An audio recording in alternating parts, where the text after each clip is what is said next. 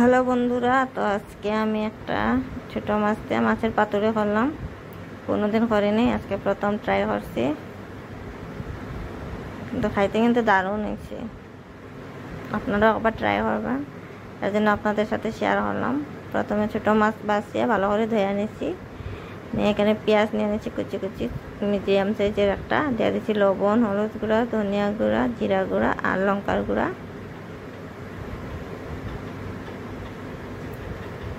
এগুলো মিক্স করে নিব সবগুলা মাছ, পেঁয়াজ, মশলাগুলো দিয়ে দেবো সরষের তেল।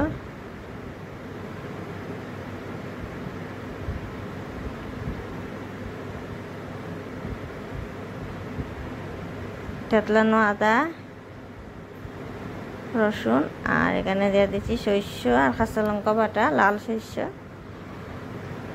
ভালো করে মিক্স করে নেব।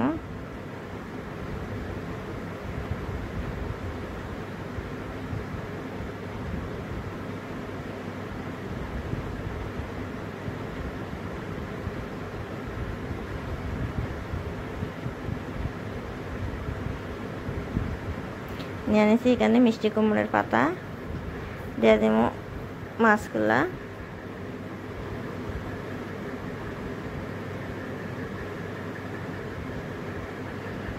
ভালো করে ভাজ করে নেব পাতাগুলা।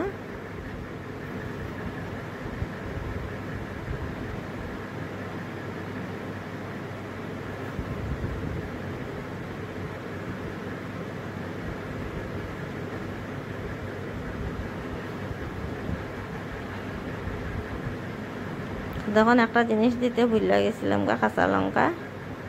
তখন আবার কাঁচা লঙ্কা দিতেছি।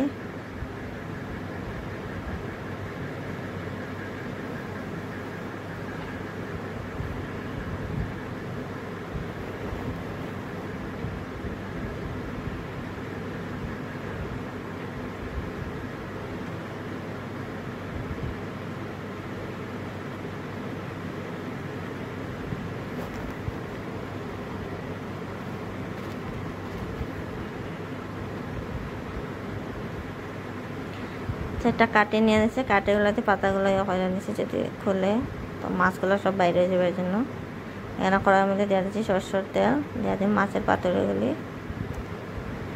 ভালো করে ভাজিয়ে নেব, একদম লো আগুন দেয়া। গ্যাসের ইয়েটা পুরো কমাই দিছি আগুনটা, যাতে ভিতরে পেঁয়াজগুলো মাছগুলো সিদ্ধ হয়। তাতে এখন খুব সুন্দর